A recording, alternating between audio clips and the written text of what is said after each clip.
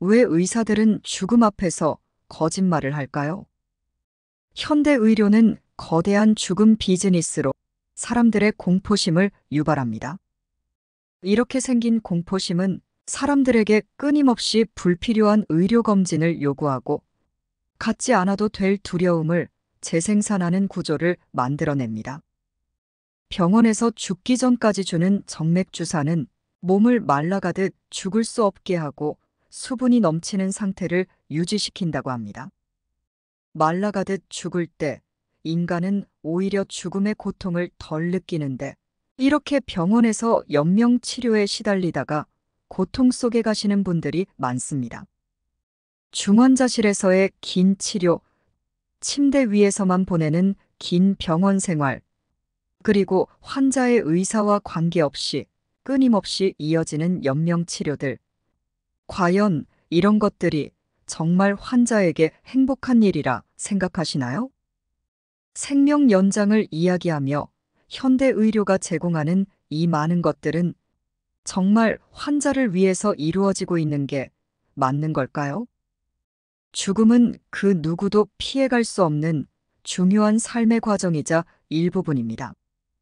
하지만 우리는 평생 잘 먹고 잘 사는 법에 대해 고민하고 매일 어떻게 사는 것이 행복한 삶인지에 대해 수없이 고민하면서도 정작 언젠가 반드시 다가올 죽음에 대해서는 생각을 미뤄둔 채 살아가고 있습니다. 본인의 죽음뿐만 아니라 가족의 죽음, 부모의 죽음도 모두 마찬가지입니다. 그렇기에 막상 죽음의 그림자가 눈앞에 닥쳐오면 어떻게 해야 할지 몰라 허둥대며 이리저리 휩쓸려 다니는 수밖에 없습니다. 삶을 정리할 시간도 없이 반복해서 병원 신세만 지다가 어느 날 갑자기 죽음을 맞이하고 싶은 사람은 없을 것입니다. 누구에게나 숭고해야 할 삶의 마지막 시간들을 죽음 비즈니스 속에서 낭비하지 않기 위해 우리는 죽음을 배우는 시간이 필요합니다. 그리고 나뿐만 아니라 남은 가족들을 위해서라도 이제는 죽음도 공부하고 배워야 합니다. 오늘의 주제는 죽음을 배우는 시간, 병원에서 알려주지 않는 슬기롭게 죽는 법입니다. 여러분들이 꼭 알고 계셔야 할 내용들로 준비했으니 이번 영상도 도움이 되셨으면 좋겠습니다. 주위의 소중한 분들께도 공유해주세요. 우리의 부모님이, 우리의 자식이, 우리의 주변의 이들이 알고 있어야 하는 것들입니다. 요즘에는 대부분의 사람들이 병원에서 죽음을 맞이합니다. 그렇게 중환자실에서 홀로 쓸쓸히 죽어가는 것이 정말 최선일까요? 환자가 집을 떠나 병원에 옮겨지는 순간 환자는 자동화된 컨베이어 벨트처럼 병원 시스템에 끌려갑니다.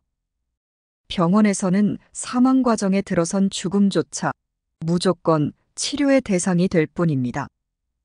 입으로 음식을 삼키지 못하면 콧줄로 영양제를 밀어넣고 숨을 못 쉬면 억지로 산소를 공급합니다.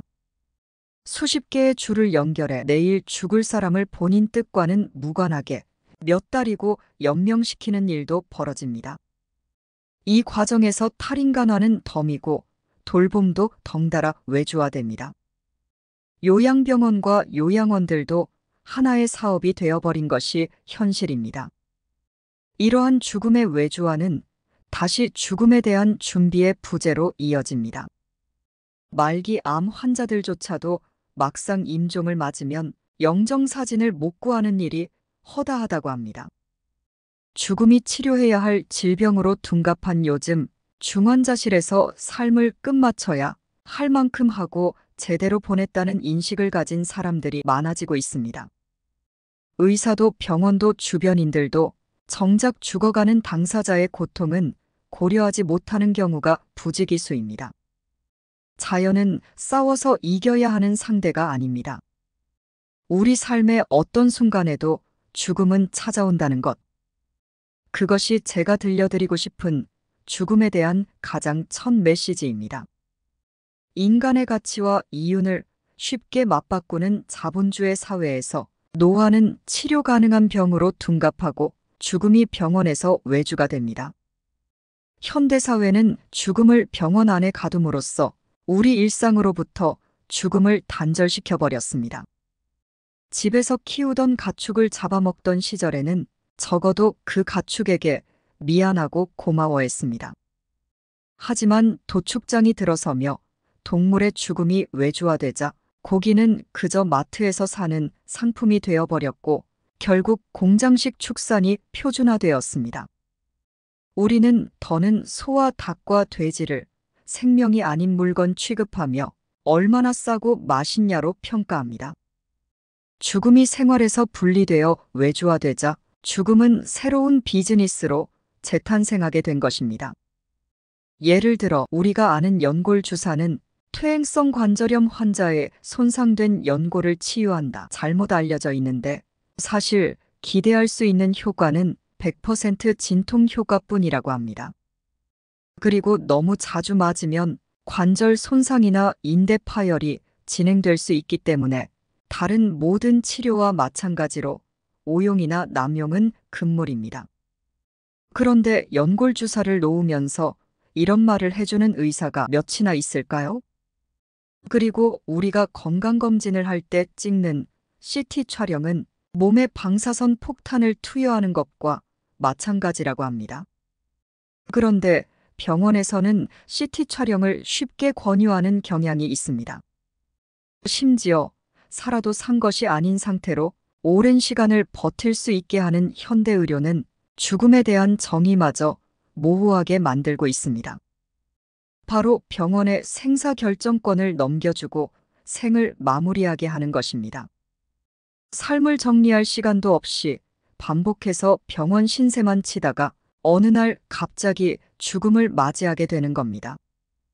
가족들의 얼굴도 알아보지 못하고 몸에 수십 개의 관을 삽입한 채 24시간 울리는 기계음을 들으며 죽어가고 싶은 사람은 없을 것입니다.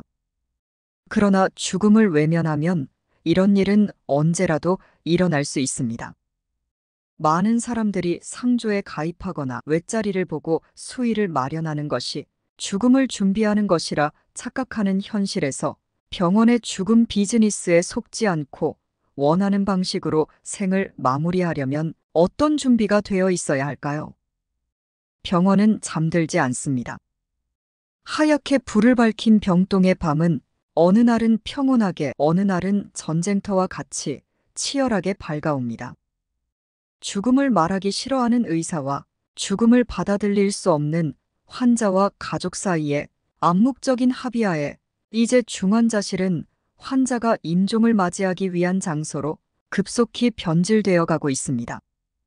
한편으로 암묵적인 합의라는 것은 누구도 선택에 대한 부담을 지지 않기 위해 존재하는 것처럼 보이기도 합니다. 갈등의 지점에서 우리는 어떤 선택을 해야 하는가에 대해 생각해 볼 필요가 있습니다. 또 원 없이 큰 병원에서 해볼 것 다 해보고라는 말로 환자가 만신창이가 되고 가족 또한 피폐해지는 경우가 많은데 왜 생전에는 관심도 없고 잘하지도 못했으면서 죽음에 이르러서야 이렇게 하는 것일까요? 또 왜 꼭 큰 병원에서 임종을 맞이해야 하는 것일까요? 어차피 위험이 있는 상황이라면 환자나 보호자들은 똑같이 나쁜 결과라도 대형 병원에서 그 결과를 맞이했을 때 의심하지 않고 더 쉽게 승복하는 경향이 있다고 합니다. 의료가 사람이 하는 일이 아닌 첨단 기계와 설비에 달린 일이라는 생각이 팽배하기 때문입니다. 죽을 거란 걸 알면서 아무것도 하지 않은 것은 정말 죽이는 것과 같을까요? 실제로 어떤 환자의 가족은 심폐소생술을 하지 않는 것과 환자가 입원할 때 중환자실에 입실시키지 않았다는 것을 귀책 사유로 담당일을 엄벌할 것을 주장했는데 법조인들은 법률적으로 유죄가 될 수 있다고 보았습니다. 그렇다면 이유를 막론하고 죽음에 직면하면 인공적으로 연명을 하게 해야 책임을 면한다는 뜻이 됩니다. 그렇지 않으면 범죄자가 되는 것이 우리나라의 뼈아픈 현실입니다. 이는 우리나라 임종 문화의 총체적인 혼란상에서 비롯되는 비극입니다. 그럼에도 불구하고 좋은 의사란 최선을 다할 때와 이제 그만 놓아야 할 때를 분명히 할 줄 알고 가족을 설득할 수 있어야 한다고 믿습니다. 왜 의사들은 죽음 앞에서 거짓말을 할까요? 인공호흡기를 달면 그래도 당장은 좀 편해지실 겁니다. 이런 말은 거짓말입니다. 인공호흡기를 단 상태에서는 자발호흡을 어떤 형태로든 죽여놓지 않으면 제정신으로는 버티기가 힘들기 때문입니다. 여러분 한번 생각해 보세요. 자연스러운 호흡 리듬에 반하여 기계가 규칙적으로, 그것도 가슴이 터져나갈 듯한 압력으로 강하게 공기를 불어넣는 것이 어떻게 편할 수 있을까요? 인공호흡기를 견뎌내기 위해서는 결국 자발적인 호흡 중추까지 마비되도록 진정제를 투여해서 환자를 깊은 무의식으로 떨어뜨리는 방법밖에는 없습니다. 중환자실에 들어가려면 굉장히 까다로운 기준들이 있습니다. 정말 이번 위기를 넘기면 정상적인 생활을 할 수 있을 거라 판단이 돼야 들어갈 수 있습니다. 그렇게 따지고 분명히 정상적으로 생활할 수 있을 것이라 생각을 하고 입실함에도 불구하고 중환자실에 들어간 80대 어르신들의 생존율은 절반이 되질 않습니다. 또한 과거 10년간 중환자실 치료 후 생존율은 향상되지 않았음에도 중환자실 시술 숫자는 크게 늘어서 2003년 평균 3개의 시술을 받던 환자들이 2023년에는 평균 7개의 시술을 받았습니다. 중환자실에서 사망한 환자의 가족들의 공통적인 푸념은 사랑하는 우리 아버지, 우리 어머니가 주렁주렁 뭘 달고 동여맨 채 돌아가셨다는 말입니다. 이것이 현실입니다. 의료진의 과실이 아니더라도 중환자실은 항생제의 저항성이 높은 극강의 병원균이 우글거리는 곳입니다. 환자들은 침대 위에서 대소변을 보고 형편이 열악한 병원에서는 이에 대한 관리도 잘 되지 않습니다. 그리고 감염과 함께 또 하나 흔한 문제가 선망입니다. 선망은 뇌신경정신 질환의 일종으로 감각 이상, 감정 변화, 불면증, 수면장애, 언어장애, 초조함, 혼돈, 환각, 환시 등이 주요 증상입니다. 인공호흡기를 단 환자의 60에서 80%가 이러한 선망을 경험한다 합니다. 쉽게 말해 정신줄을 놓는다 이해하면 됩니다. 환자나 가족들에게 이것은 생지옥이나 마찬가지입니다. 좋은 죽음이란 무엇일까요? 죽음에 임했을 때도 존엄성과 사생활을 보호받을 수 있어야 합니다. 그리고 죽을 장소를 내가 선택할 수 있어야 합니다. 마지막으로 임종시 함께 할 사람을 선택할 수 있어야 합니다. 그렇게 언제 떠날지 예상하고 작별의 시간을 가지는 것입니다. 생명 유지장치를 쓸 것인지 사전에 결정하고 그 결정을 존중받아야 하며 무의미한 생명 연장을 하지 않는 것이 좋은 죽음이라고 생각합니다. 혹시 이런 생각해 보신 적 있으신가요? 내가 만약 말기암 선고를 받는다면, 혹은 시한부 인생 선고를 받는다면, 몸이 쇠할 대로 쇠해져서 스스로 팔다리도 못 움직이고 밥도 누가 도와줘야 먹을 수 있다면 어떻게 하실 건가요? 아마도 주변에서 이런 소리를 하면 쓸데없는 소리를 한다며 면박을 받기 십상일 것입니다. 불과 몇십 년 전만 해도 일상에서 죽음을 목격하는 일이 많았습니다. 요즘 세대는 잘 모르지만 60대 전후만 해도 어린 시절 형제 자매를 기근이나 질병으로 안타깝게 먼저 보낸 분들도 많으실 겁니다. 하지만 어느 순간부터 우리 일상 속에서 죽음이 사라지기 시작했습니다.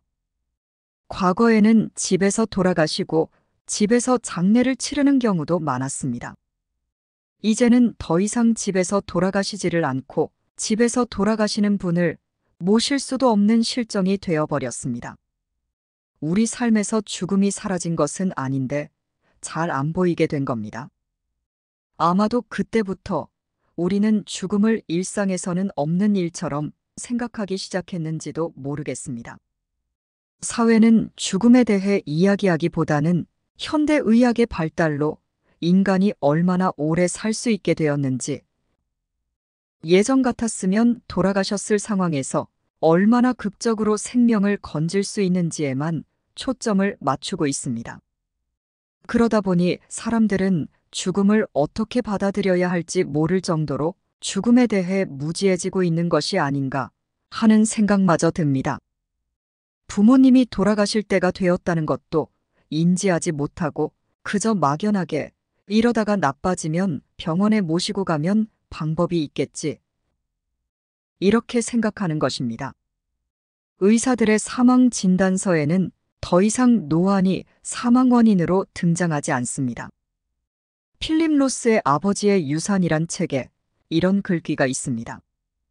엄마, 이렇게 쇠약해진 상태에서 병원에 돌봄을 받는다는 건 결국 포박과 학대를 견뎌야 하는 걸 의미해요.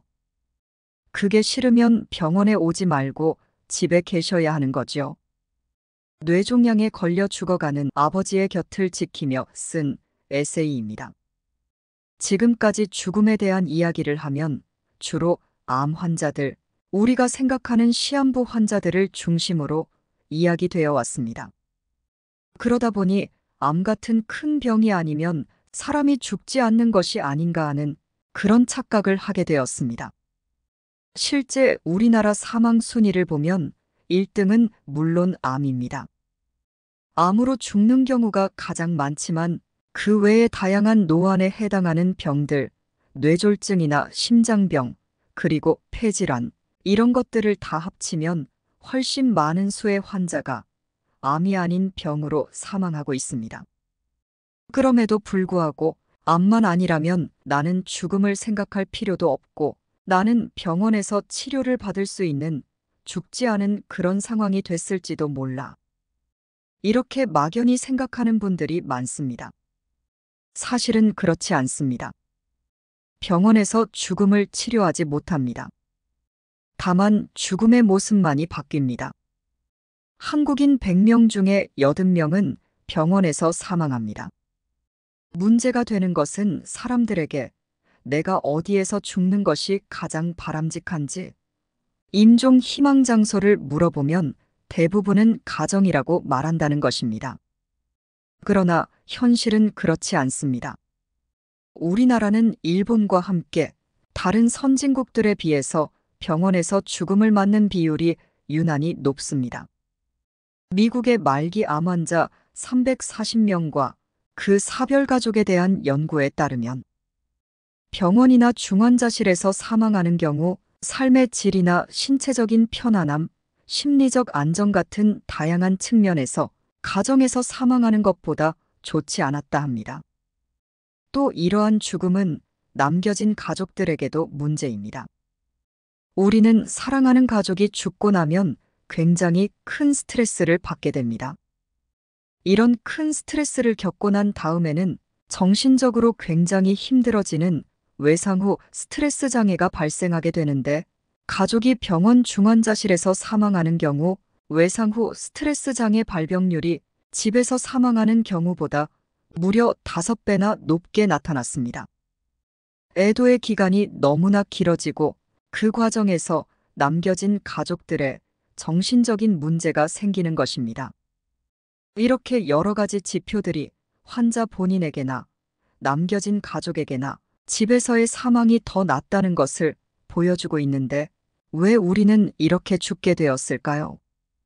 생로병사는 부처님도 고민하셨던 문제고 누구도 인류 역사가 시작된 후에 해결을 할 수가 없었던 문제입니다. 우리가 태어나서 일정 기간을 살다가 어느 시점이 되면 병이 찾아오기 시작을 합니다. 그리고 그 병이 누적이 되고 노화가 진행이 되면 결국은 사망을 피할 수가 없게 됩니다. 그런데 현대의학이 도입이 된 다음부터 병치레를 하더라도 사망까지 그 기간이 굉장히 길어집니다. 그럼에도 불구하고 노화와 병치레의 누적을 피할 수는 없고 과거에서는 사망할 수밖에 없던 상황에서 연명치료가 개입을 합니다. 그렇게 굉장히 오랫동안 죽고 싶어도 죽지 못한 채 살아가게 되는 것입니다. 이런 분들의 안타까운 사연은 수도 없이 많습니다.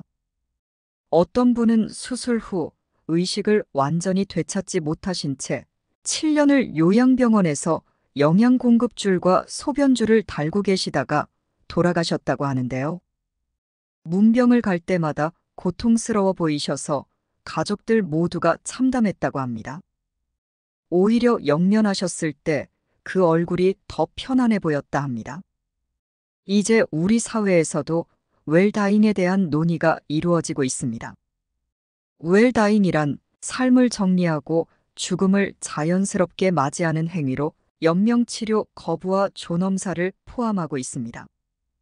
웰다잉의 선상에서 사전 연명의료 의향서를 미리 작성하여 연명치료를 가급적 하지 않는 쪽을 이야기하는 것은 바로 이 연명치료 이후의 삶이 바람직하지 못하다는 생각들이 점차 많아지고 있기 때문입니다. 많은 어르신들이 99881234 이런 이야기를 하십니다. 99세까지 팔팔하게 살다가 하루 이틀 3일 앓다가 돌아가시는 겁니다. 참 그러면 좋겠는데 사람의 몸이라는 것이 생물학적인 조건이 그렇게 되질 않습니다. 나이가 들면서 여러 가지 병들이 찾아오는 것을 노안이라고 합니다. 노안이라 말하면 보통 치매라든지 중풍이라든지 이런 질환들을 생각을 합니다.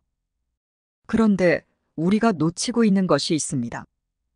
당뇨병, 암, 혈관질환, 폐질환, 심장질환, 관절질환 등 우리가 알고 있는 그 많은 병들, 그 흔한 병들이 대부분 노안이라는 사실입니다. 당뇨병을 한번 살펴보겠습니다.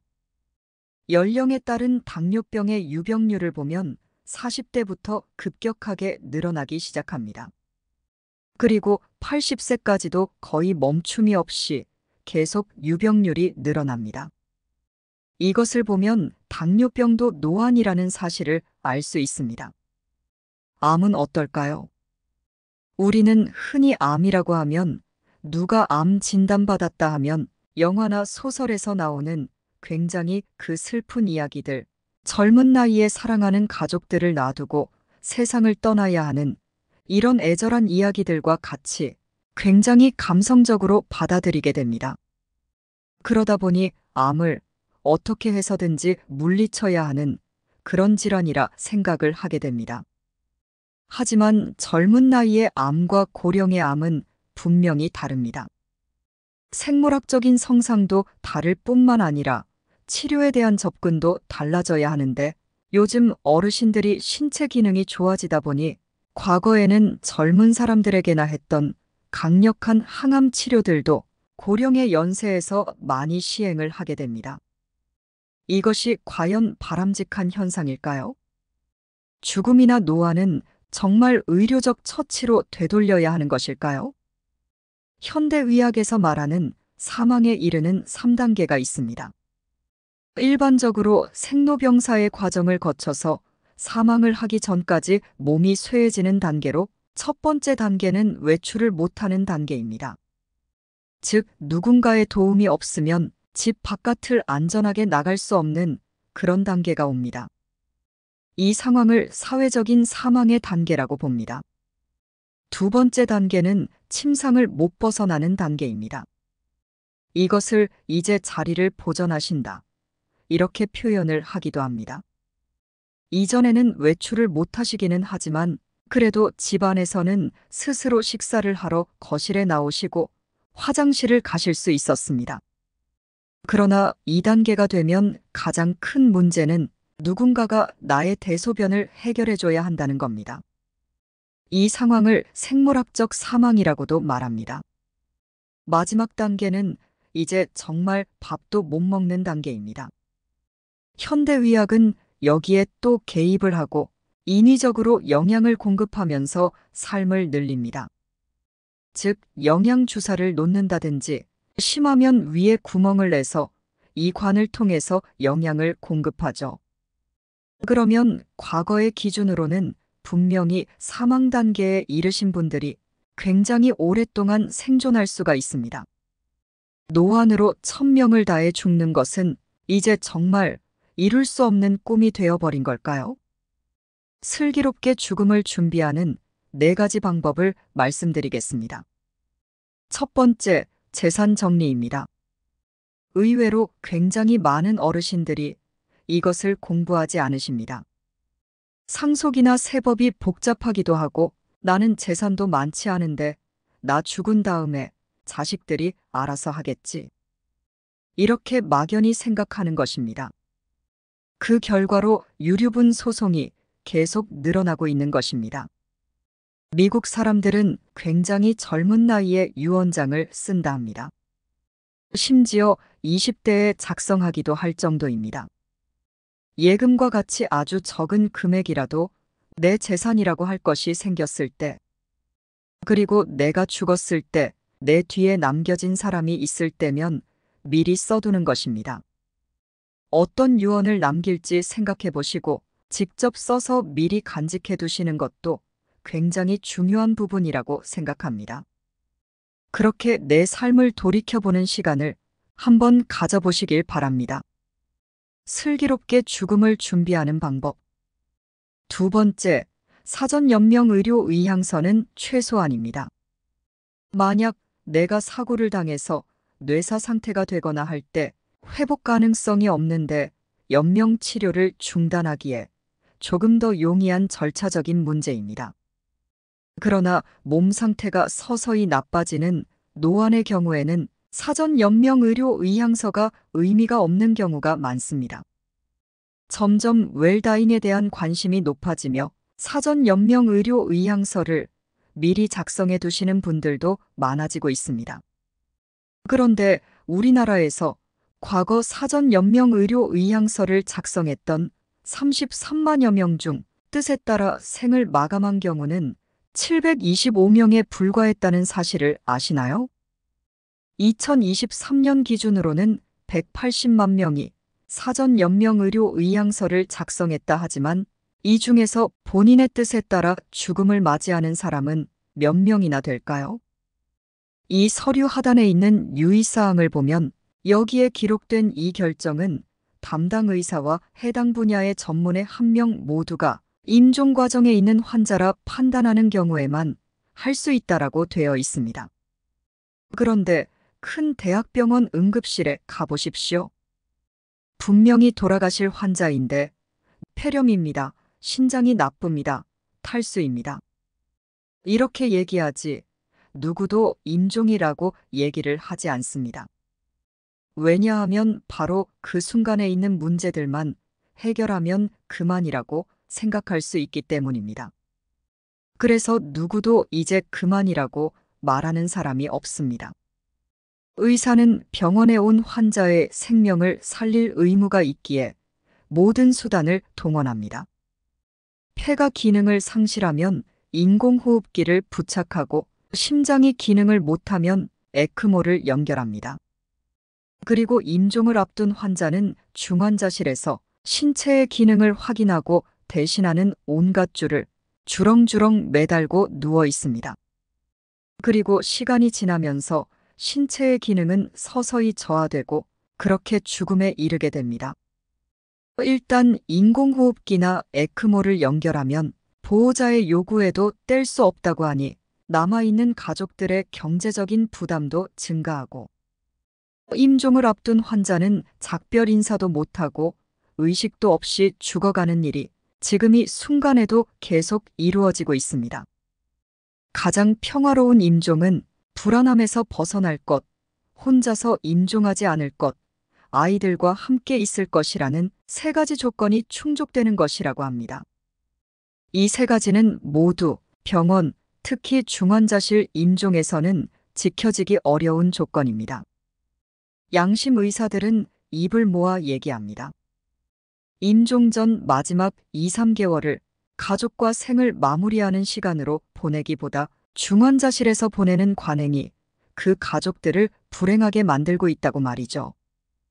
환자의 손가락 2마디가 썩어 들어가고 있는데도 주치의는 승합제를 올리고 심폐소생술을 하여 몇 시간의 생명을 연장하는 것이 지금 현대 의료 시스템의 현실입니다. 그래서 노안으로 정말 기력이 쇠해지고 이제 나도 죽음을 받아들여야 한다 생각하시면 병원 치료를 받지 않겠다는 걸 모두에게 분명히 밝히셔야 합니다. 서양에서는 요즘 영양 공급과 항암 치료, 심지어는 혈액 투석까지도 연명 치료의 범주에 속한다고 봅니다. 이것을 결정하고 책임을 지울 사람은 바로 자신밖에 없습니다. 그 누구도 이것을 대신에 결정해 줄 수가 없습니다. 슬기롭게 죽음을 준비하는 방법. 3번째, 대학병원 순례는 가급적 멈춰주세요. 병원에서의 죽음이 좋지 않다 얘기하지만 그럼에도 다들 병원에서 돌아가십니다. 몸이 노쇠해지면 많은 분들이 대학병원에 가서 여러 과를 진찰 보십니다. 병이 여러 가지니 거의 하나, 둘 순례를 하시는데 이과, 저과, 그과를 다니면서 이 의사, 저 의사, 그 의사한테 약을 반드시 받으십니다. 그러면서 무슨 대학병원의 어떤 교수한테 진료봐 이렇게 말씀하시는데 그 교수는 환자들 이름을 기억을 못합니다. 너무나 많은 환자, 도저히 감당할 수 없을 정도로 많은 환자를 받는 일들이 아직도 성행하기 때문입니다. 그러다 이제 상태가 나빠져서 대학병원 응급실을 찾아오게 되면 3분 진료나마 하던 그 교수님은 응급실에서 얼굴을 볼 수가 없습니다. 응급실 전담의가 상황을 보고 폐가 안 좋으면 폐렴 치료를 하자, 더 안 좋으면 인공호흡기를 껴야 하는데 결정해라. 이렇게 아주 분절되고 파편화된 시스템으로 끌려다니며 더 이상 내 몸이 사람 몸이 아닌 그런 일이 일어납니다. 그래서 가급적이면 이제 기력이 쇠해지면 대학병원 순례는 좀 그만하셨으면 합니다. 꼭 큰 대학병원이 아니더라도 여러분 주변에 잘 찾아보시면 믿을 만한 여러분을 잘 봐주실 그런 의사를 분명히 찾으실 수 있을 겁니다. 슬기롭게 죽음을 준비하는 가장 중요한 마지막 방법. 4번째, 지금 이 순간 오늘을 소중히 여기십시오. 내가 내일 죽을 수도 있다고 생각하면 오늘 왜 이렇게 사람들하고 얼굴 붉혀가면서 다투고 별것 아닌 일에도 마음 상해하고 기분 나빠할 필요가 있을까라는 마음이 들지 않을까요? 이렇게 내가 내일 죽을 수도 있다. 지금 이 순간이 가장 중요하다 생각하고 하루하루를 사신다면 세상에 많은 고뇌들이 없어질 것 같습니다. 그리고 옆에 계신 분들에게 늙으면 빨리 죽어야지, 나 좀 죽게 해줘, 이런 말은 빈말로라도 하지 않으셨으면 좋겠습니다. 세상에 남겨진 이들에게 고통이 될 수 있습니다. 내가 언제 죽을지 아무도 모르고 죽을 때 죽는 것입니다. 그러니 내가 힘들다는 이유로 입버릇처럼 그런 말은 하지 말아주세요. 데이비드 캐슬러의 인생 수업을 보면 이런 글귀가 있습니다. 삶의 마지막 순간에 바다와 하늘과 별과 사랑하는 사람들을 마지막으로 한 번만 더 볼 수 있게 해달라고 기도하지 말라. 지금 그들을 보러 가라. 우리에게 주어진 남은 생, 사랑하는 이들과 더없이 행복하고 소중한 시간을 보내셨으면 좋겠습니다. 지금부터 말씀드리는 내용은 꼭 기억해 두셨으면 합니다. 우리가 임종이 다가왔다는 것은 어떻게 알 수 있을까요? 임종 일주일 전에는 의식 변화, 진정, 즉 외부 자극에 대한 반응의 저하, 수축기 혈압 감소와 구강 건조 등의 증상을 보인다고 합니다. 특히 임종 하루 이틀 전부터는 혈압이 현저하게 떨어지고 가래 끓는 소리를 내며 눈을 위로 치켜뜨는 증상을 보인다고 하죠. 의식의 변화는 진정과 기면의 단계를 거쳐 혼수와 사망에 이르게 되는데 이는 잠들 듯 편하게 눈을 감는다는 표현을 의학적으로 설명한 것입니다. 하지만 일부 환자들은 창난, 환각, 경련 등 임종 직전의 선망을 겪습니다.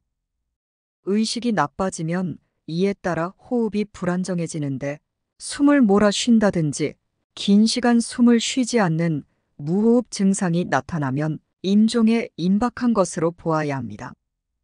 하지만 이것을 기억하세요. 무난한 임종 상태로 임종에 가까워지면 오히려 통증은 줄어듭니다. 임종 환자의 가래 끓는 소리를 의학적으로 임종천명이라고 하는데요. 신체 기능이 쇠약해져 기관지의 고인 분비물을 뱉어내거나 삼킬 수 없어지면서 기도 내에 분비물이 쌓여 발생합니다. 임종을 맞는 환자의 절반 정도에서 임종 약 17에서 57시간 전에 들린다고 하는데요. 이 증상이 일어날 때쯤이면 대체로 의식은 혼수 상태이며 환자는 불편함을 거의 느끼지 않는다고 알려져 있습니다. 하지만 이를 지켜보는 가족들에게는 임종의 모습이 트라우마로 남아 환자가 사망한 후에도 수년간 회상될 수 있다고 합니다. 이 시점에 도저히 참지 못하고 환자를 의료기관으로 옮기는 순간 연명치료의 굴레에 들어서게 되는 것입니다. 밥을 못 먹는 단계를 지나 물도 못 마시는 단계가 오면 이제는 정말 살 시간이 얼마 남지 않았음을 알고 이에 대한 준비를 해야 합니다. 통념과 달리 임종 환자는 탈수가 되었다고 해서 갈증을 호소하지 않습니다. 큰 스님이 열반에 들기 전 곡기를 끊고 죽음을 기다리는 경우가 있습니다. 법정 스님도 그렇게 죽음을 맞이하셨다고 하는데요.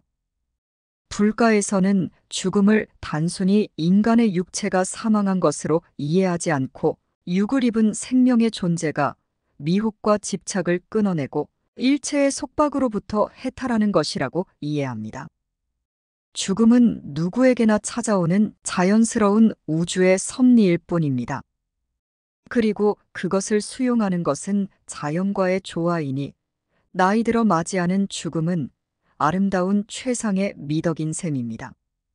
조금도 슬프거나 비참한 일이 아닙니다. 가야 할 때가 왔다고 생각되면 자연으로 돌아가는 것이 가장 바람직한 형태의 죽음이 아닐까 생각해 봅니다. 김학철이라는 독립운동가를 아시나요? 임종하시기 전에 21일간 물만 드시면서 꼬박 굶고 마지막에 관장을 하고 돌아가셨다고 하는데요. 이렇게 돌아가시면 염할 것도 하나도 없다고 합니다. 다음은 김학철 전집에 있는 그의 죽음에 대한 기록입니다. 그 글귀들을 마음에 새기시면서 어떤 죽음이 좋은 죽음일지 한번 생각해 보셨으면 합니다. 노형명가의 죽음, 은빛 호각. 내 일생을 통해 가장 경계해온 것이 남에게 쓸데없이 폐를 끼치는 일이요. 다른 하나는 번거로움이니 며느리 너는 나 죽은 날에도 울지 말고 그냥 학교에 가라. 가서 평상시처럼 아이들을 가르쳐라. 위험 있는 삶도 어렵지만 사람이 한 명을 알고 자신의 죽음을 위험 있게 맞기가 쉽지 않거늘. 그러나 선생은 그렇게 했다. 더는 목숨에 연연하지 않겠다며 일체의 병원 치료와 주사를 거부하고 꼬박 20하루를 굶은 뒤 소년처럼 머리는 면도로 깨끗이 밀고 간호사를 불러 관장하고 중산복으로 갈아입은 다음 남들이 다 잠자는 새벽 2시 반에 조용히 식구들을 깨워 병원으로 갔다. 그리고 평소의 모습처럼 침대에 누워 도란도란 얘기를 하시다가 그만 깜빡 저 세상으로 가시었다. 입가엔 행복했던 날 손녀와 함께 짓던 미소 자국이 역력했으며 눈가에선 마지막 매섭고 밝은 빛이 빛났다. 향년 85세. 여러분들은 이제 생의 마지막 날들을 어떻게 보내고 싶으신가요? 이상으로 나이 들매 품격이었습니다. 황금빛으로 물들어가는 여러분들의 행복한 인생 2막을 응원합니다. 오늘 영상이 도움이 되셨다면 구독과 좋아요 부탁드립니다. 끝까지 경청해 주셔서 감사합니다.